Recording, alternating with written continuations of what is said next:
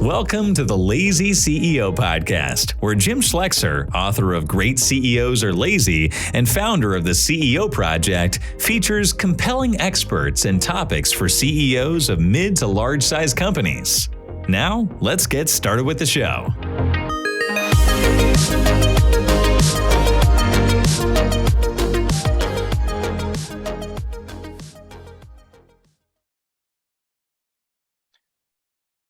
Welcome to the Lazy CEO Podcast. Thank you for joining us today. I've got one of my favorite people today joining us, Neen James, speaker extraordinaire. But what you don't know about Neen is she is a trusted confidant to CEOs for fabulous Fortune 50, Fortune 500 brands, particularly luxury and legacy brands. And if you know Neen, that's brand appropriate for her. She helps develop strategic plans. She helps people think about how they focus their time, how they maximize the impact of not only themselves, but also their organization.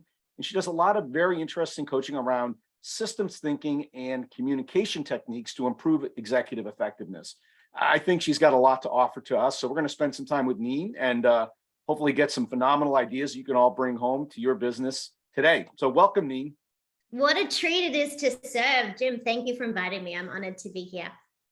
I'm excited that we could make time, and just worthy of note, Neen is going to be joining us at our CEO Project conference in Nashville in November. So we get a little like an appetizer to the main course later in the year, right? So let's start with some of the things I know that you really focus on when you spend time with people. Let's start with attention. Mm-hmm. And I know you have sort of a specialty in the area of attention, and I think we've all felt, because of electronics and so much going on in our lives, that bringing, and we align to this, we talk about CEO focus as a really kind of a superpower. So how do you help people think about attention and focusing attention? And what is the impact of that? And I'm going to get into some of the tools that you recommend after this. So sure. Talk about attention, if you don't mind. I think it's so interesting. Attention as a word has got a bad rap because, we say, oh, she just wants attention, or we've been told to pay attention since we were kids. Like our parents told us to pay attention. Our teachers told us to pay attention. We even tell our own kids to pay attention. And I think we want to pay attention, Jim. I'm not sure we know how anymore. And so what I realized is that we all want to pay attention. So we have the best of intentions. And yet we're not doing it because we're distracted by the supercomputers that we carry in our hands, or whether it is preparing a presentation for the board, or whether it is managing some of the attraction and retention challenges we have right now, or maybe it's just all the things. And what I realized was people want to pay attention, they don't know how. So when I was writing one of my books, Attention Pays. Okay, I was going to give you a plug for the book later, but yes, okay. Neen wrote a phenomenal book, Attention Pays. You need to go run out and buy it today. Thank you. That was the blatant self-promotion piece. However, one of the things that I have in this book is a model that I think helps summarize for CEOs, and it's written very much for a leader, is that we really pay attention in three ways. So let's just break them down if you want to write them down. The first way we pay attention is what I call personal attention. This is truly about who deserves your attention, the people you share your life with, the team that you serve, your board. So the first way we pay attention is called personal attention. This is about being thoughtful. And you want to think about who deserves your attention. Everybody wants your attention, but not everybody deserves it. So the first way we pay is personal. The second way we pay attention is professional attention. This is truly about what deserves your attention, and this is about being productive. So it's being able to allow us to focus on what we're exceptional at and allow our team to be able to do the rest. So for leaders, this is about what deserves your attention. And then the third way we pay attention is global attention. Global attention is truly about how do you pay attention in the world. This is about being responsible, being a contributor. And for many of you who are, involved in external activities where your company also allows your team to be involved in things like your community, charities, sort of that kind of thing. So in the book, we broke it down in those three ways, because what I realized was we need a framework to understand who deserves our attention, what deserves our attention, and how do we pay attention in the world. And so there are specific strategies in the book that will help you pay attention even better. What I realized is this: it's intention that makes attention valuable.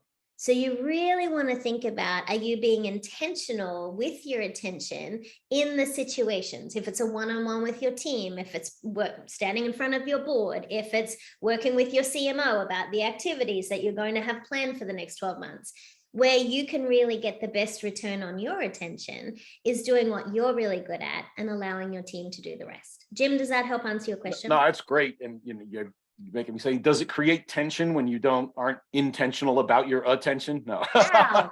Sure. We could play with that all day. But I think my bigger question as I listened is, I think what we say yes to, we're pretty good about, right? I think and I tell people, what defines you is what you say no to. It's not what you say yes to. Right. So help us think about both in the personal and the professional space. I've got people that want my attention, who I'm like, I don't want to give them my attention. How do I say no there? And then also in the business, there are people that, particularly because we're CEOs, they go, your attention means I'm important. Therefore, I want your attention. I'm like, I can't spend time on that. How do you do the no in those two categories? One thing we have to remember is no is a complete sentence. So as a CEO, it's vital that we say no and we say it with purpose, but we say it in a way that is kind. And you may create a language palette. Think of the language palette like an artist has a color palette, right? There's 27 versions of the color red, and there are 27 ways to say no. But you want to find language that's congruent with you, your personality, and the culture that you're creating in your company. In my company, we have a phrase that says, I'm at capacity right now. Now, that's code for I'm drowning, I'm dying, I can't breathe in my calendar, leave me alone. So if I say to someone in my team, I'm at capacity right now, that's a very elegant way of saying, please do not try and give me more things to do, right? As CEOs, we have to have shortcuts. We have to have language that is understood by our team. So an elegant way to say no is, that sounds like a really great project to be involved in. I'm at capacity right now. I'm going to direct you to this person. Or that sounds like a really great project to be involved in. Right now, our resources are being allocated elsewhere, but let's circle back in 6 months' time. So you're acknowledging the request or the person or whatever the ask is, because that's how we make them feel important. That's how we make them feel like we're giving them attention. But we also have to have the courage to say, that's not a use of our time right now. What I never want any CEO to say is, I don't have time. And here's why. When you say to someone, I don't have time, what you're actually saying is, I don't have time for you. And that's how we make them feel less valuable. And that's not our job, because we're creating a culture where we want to develop the talent. So we've got great succession plans in place so we can recruit brilliant talent to come in. And the only way to do that is us. We set the culture for our company. So I think what we need to think about, Jim, is we need language palette or phrases that make sense to you, that are in your language that your team can understand. And we need shortcuts. So you say to your executive team, the people that work around you, when this happens, this is what's going to happen. When I say this, this is what I mean. That shortcut will allow others also to feel like you're helping them do their job. Often what happens as CEOs, we think about something, we give it to a team member. We think about something else, we give it to another. We just keep dumping all these great ideas we have, these requests we have. We're sometimes the worst. We're giving it to everyone else because we're the boss. People are like, oh my God, my boss said I have to do this, so I will. We also need to give our team permission to say no to us. And the way that I would encourage us to think about that is, in your one-on-ones with your direct reports, go through what their priorities are and help them reset when those priorities need to shift. Be the guide for them, but allow them to come to you and say, here's the 10 things I'm working on for you. Which 2 can I drop in order to focus on the other 8? You need to set that culture up as far as how their attention is being managed.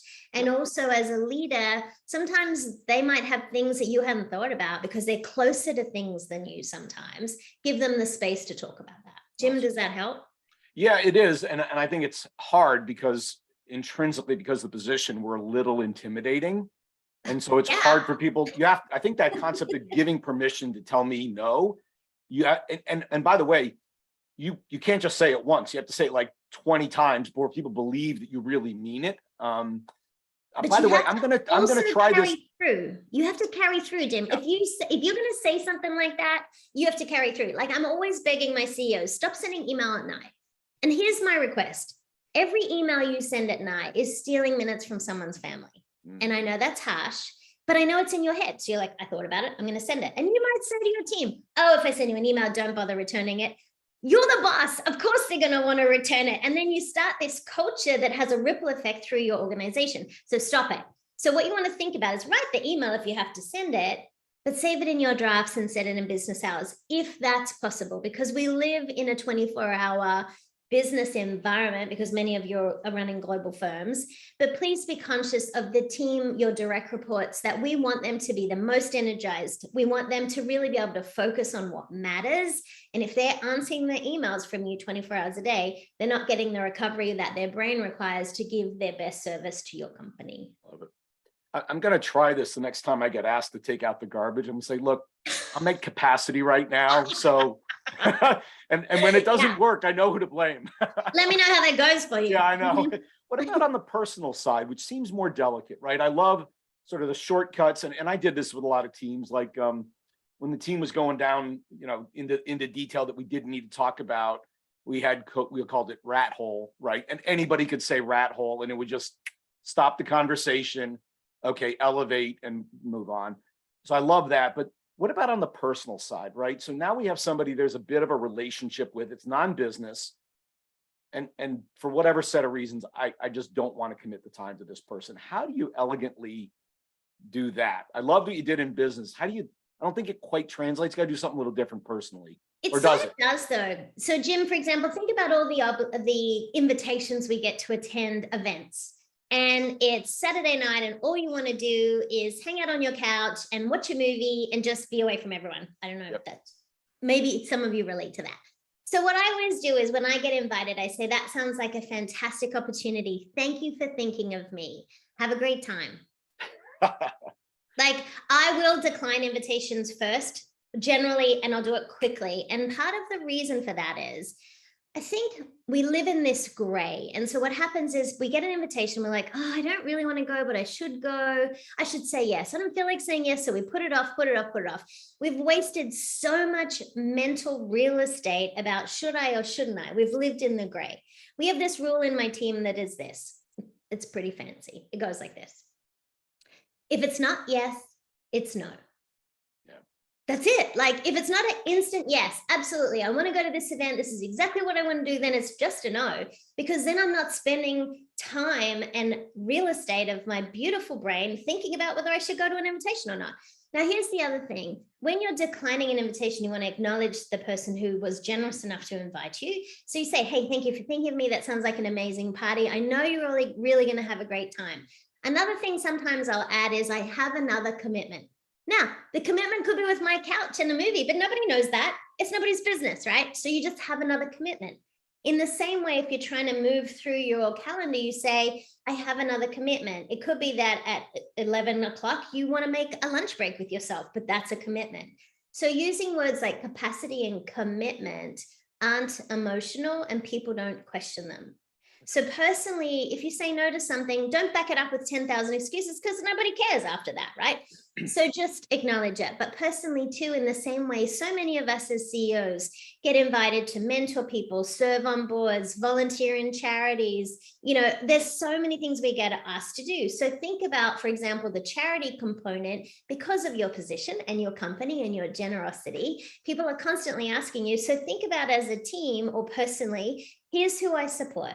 So then you can say, for all the requests you get, which we get all the time, I say there are certain charities we support in the year and we've already donated to them, but please feel free to circle back with us next year, right? So just be clear about it. It's very clear. The clearer you are in your communication, and by the way, don't blink, don't look away. Just hold their attention, say what you need to say, and don't feel bad about it. Just honor that they made the ask, but always be complimented that people make an ask of you. They want you at their events. They want you involved in their boards and their charities or mentoring. And mentoring is one that we want to do, but we only have so much capacity as well. So if you are getting constantly asked to mentor people personally, think about, could you create, one thing I've done through my career is I'll say, look, I don't have the capacity to do one-on-one.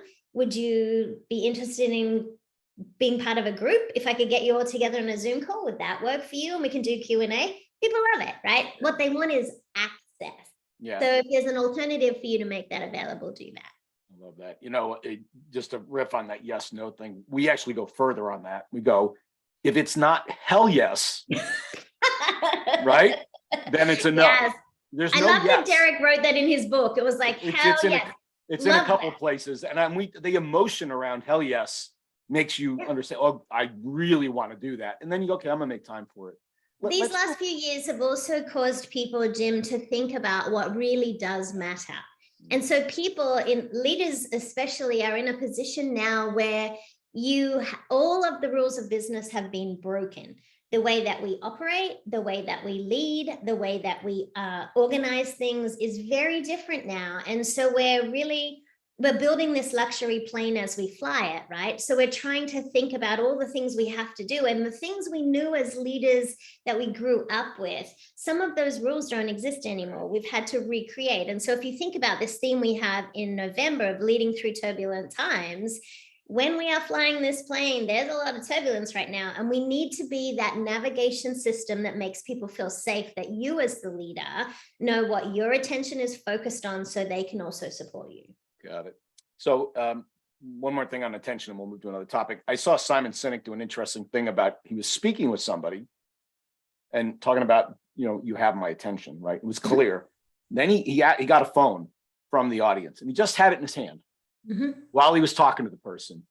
Completely changed the dynamics. He was not looking at the phone. He just had it in his hand. Changed the dynamics of the entire conversation. Yeah. So help us with phones, right? Because I'm as guilty as anybody. I'll set it on the table while I'm having lunch, and I've started to put it in my pocket, right? So it's just not present, and that seems to help. But give us some guidance on phone management relative to attention, particularly when I want to be with you, right? I want to be with you, and that just gets in the way. One of the studies we found when we were writing the book was a study out of California where they were testing trust. And they were working through these. I won't give you all the details, but the shortcut of it is this: that when a cell phone was on the table, when people were meeting for the first time, they were less likely to trust them. So there's plenty of research behind this. So as leaders, trust is one of the most important things that we have and build and earn. And so what I was also interested in is another study I found, which freaked me out. Guess how many times we touch our cell phone in a day? Just take a stab. Jim, how many times do you think we touch it? Just 100. You ready? 200. I don't know. I feel like I'm low. I don't know. 100. I'll stick with 100. 2,655 times a day. Well, luckily my phone is squeaky clean and has no bacteria. Ew. So here's what I want people to think about with device management. We are so fortunate now that we can connect, we can Google, we can research. Everything we want is now available to us. The challenge is when you make technology more important than people. And that's the key. So I'm not anti-technology. I think it allows us to do what we do and lead remotely and all of those great things. However, what I want you to consider is using your device for good and not evil. And what I mean by that is leverage the technology. But when you're involved in a one-on-one with your team member, turn off your, or put your phone away, out in a drawer, away, face down, somewhere else. Also think about closing your laptop if you are in a one-on-one with someone and it's in person. Think too about when you are having a meal with someone. If you have your cell phone on the table, you're saying that you're more important than them because you need to be on call. However, if you have aging parents, sick little ones, if you have a team or a project crisis, you simply say to your dinner guest or your lunch guest, hey, the reason I have my phone out is we're just on deadline for something right now. Just tell your guest and they will totally understand. But where humanly possible, think about making people more important than technology. And that means in your personal life too. So just because everyone else grabs their cell phones out doesn't mean you should. And I think there's this ripple effect, Jim, that if your partner's on their cell phone, you think, oh, then I'll just pull out my cell phone or my tablet or whatever technology it is, okay? And I remember once saying to my honey, I'm much more interesting than your tablet. Sometimes we need the reminders too. Okay. So if you want to take the photo, then put it away, right? But where you can use technology for good is do more video. Video is the future of communication. And as leaders, people want to hear from you. So think about when you're out and about, take a short video and send it as a text message. I use video messaging for so many of my clients and so much of my marketing, PR, social media. And what happens with video is people get to sense your tone, your body language, your excitement about your product or service. So think about using technology. And the other thing to think about with video is not the professional hair and makeup in studio. People are not interested in that anymore. They're interested in authentic connection points. As the boss, one thing I do with all my CEOs is I always ask them when I'm coaching them to think about video messaging, video town halls, where they can do a lot of Q&A. Because what your team wants is access to your beautiful brain and your understanding around things, trends that you see in the future, their own, their career, their development. Where do you see your organization going? They want access, and video is a very easy way to do that. Interesting. Yeah, you were early on video. I've seen some of your stuff. You were way before everybody else on that. And it's embarrassing when I look back on it, Jim. I'm like, oh my gosh, like my YouTube channel. I'm like, seriously, but I'm like, it's staying there. It is what it is. Yeah, right. Yeah, absolutely. I think it's really powerful because you can do in quick sound bites. It forces us to be concise in our messaging, but it also shows people that you care enough about them to shoot a video. So let's just tag on communication, and I could talk to you for 3 hours. But we don't have 3 hours. So communication. One of the things that you're really strong on is conceptual models as a tool to communicate complex subjects simply. And I think particularly for the graphic learners like me, like you show me a picture, I've got it, right? You give me a book, I might get it. Talk to us about the power of conceptual models and how should we think about that? I know I'm looking for an abbreviated version of this. You're all going to have to come to the summit in November to hear the rest of it. So, but talk a little bit about communication and conceptual models, if you don't mind. It is my belief that if someone can see your idea, they can hear your idea.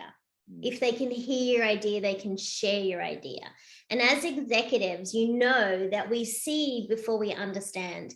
This is proven in babies. They see the visual stimuli and then they start to process what's happening. So from an attention technique point of view, having contextual models allows you to sometimes share quite complex things in a simplified way. And so when I work with executives on creating contextual models for their intellectual property, it's a very easy way for people to grab what you're trying to say and then process it themselves.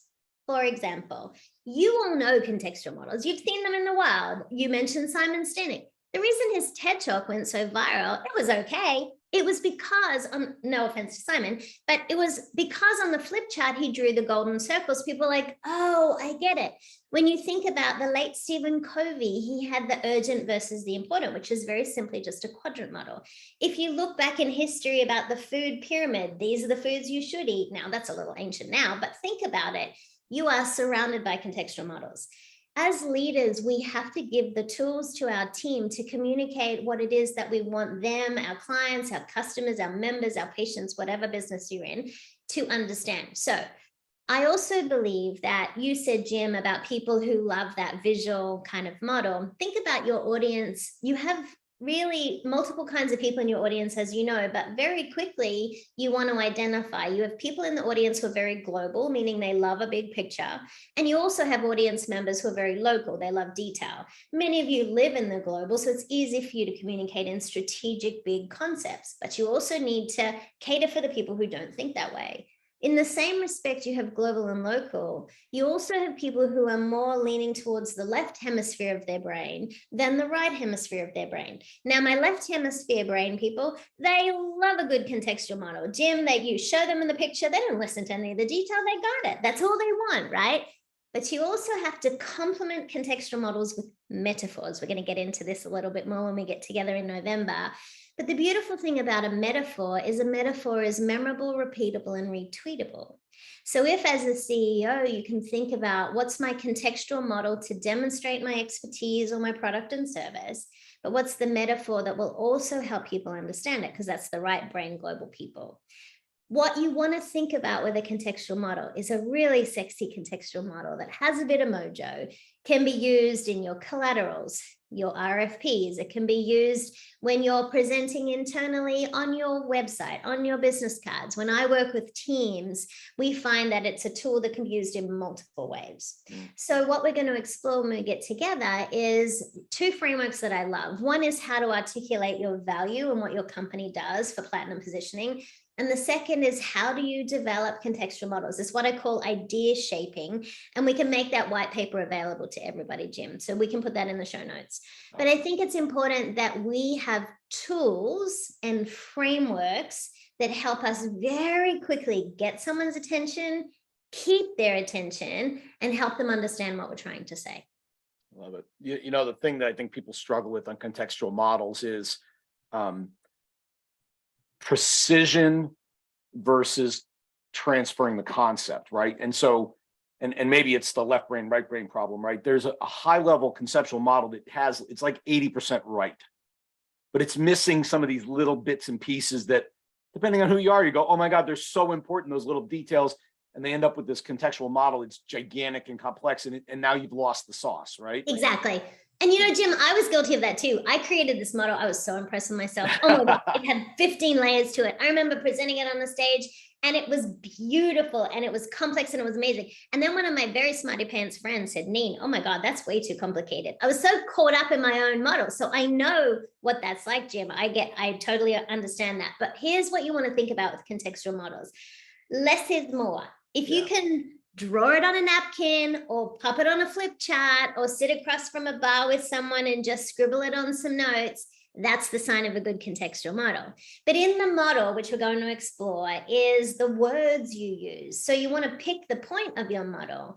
And that way we can think about language. This is where communication is fun. Using action-oriented words is very powerful in models, but thinking of single words. Have you ever been in a presentation and someone throws up this massive model and they say, I know you can't read this, but...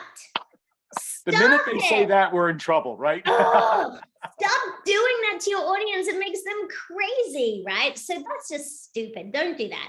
But if you have a fabulous, clear, clean model that you can unpack, you can animate, it helps people retain the knowledge. If you make it a clever model that is simple, they can then share that with their team, which is how we start to spread our ideas in organizations. That's fabulous. And I think you got to get over that 100% versus 80 or 85% accurate. If you get the concept across and it's 80%, you've done your job, right? And I love the shareability idea. Yes. If I can show it to you, and we've all been in presentations, we go, you know what the guy was talking about? And we're drawing their conceptual model because it's that simple, right? By the way, my other favorite is, I know this is a bit of an eye chart, but, and you're like, stop. Stop it. Just stop it. You're insulting the intelligence of your audience when you do things like that. And frankly, you look lazy. You're like, I couldn't be bothered to simplify this for you or to give you an executive summary. I'm just going to vomit up everything I know and stick it on a slide. Stop doing that. That is not helpful. It's one of the quotes in my first book was, it's from Blaise Pascal. He's a French philosopher. And it's right. If I'd had more time, I would have written a shorter letter. And it's because when I see that, I go, you didn't do the thinking. You were lazy is the word. So yes. Look, we're coming towards the end of our time. Is there any sort of last, given the things we've talked about, one or two things you might want to leave us with to brighten our day and give us something to think about? You know, let's just do a recap of some of the things we've talked about. When you think about your day, you have an opportunity. I always think about my day like a tray of Tiffany champagne glasses. And you have glasses on that tray and you have one bottle of champagne and you get to choose which of those glasses you're going to pour that champagne into. Think of all those little bubbles, like all the decisions you're making in a day. You have to choose which glasses you're going to fill up. As a CEO, everyone wants your attention, but that does not mean that everyone and everything deserves your attention. I'm going to ask each of you to consider having a 15-minute strategic appointment with yourself every day and just identify your top 3 priorities that'll help move the business forward today. So that's one thing I would invite all of you to think about. But then as you're going through your communication in the day, think about, is this the most powerful use of my time, my attention, and my energy? Because if you can put it through those filters, you're going to stop and think before you press send, before you organize an email, before you cancel a one-on-one. I want you to really think through, because as the leader in your organization, people need access to you, your thinking, your guidance. They want access. And so you've got to protect that, because once that champagne bottle is empty, there's nothing left. And tomorrow is a whole new day. So think about, how do you make the most of today? I always like to think, if this is my last day, not in a negative way, what's the impact I made? What's the legacy I leave? And I think as leaders, more and more now, because we're shuffling from one Zoom call to the next or one team call to the next, it's very easy to get caught up in the busyness of what we're doing, but busy is not necessarily productive, and it's certainly not powerful. And as CEOs, let's really question, where are we spending our time and attention? Love it. Well, Neen, this was phenomenal. A lot of great ideas got shared, and I cannot wait to have you come and spend time with us in November. I think it's going to be a blast, and people are going to come away with pages and pages of notes. So thank you so much for taking the time today. Can't wait. It was an absolute privilege. I'll see you all in November. Absolutely. This podcast is brought to you by the CEO Project. At the CEO Project, we work with CEOs to help them grow their business. And our members represent billions of dollars of revenue and profit. And frankly, amongst all of us, we've probably made every mistake in the book, including some you haven't made yet. So if you want to learn from the experience of a bunch of really seasoned CEOs, we're a great place to hang out.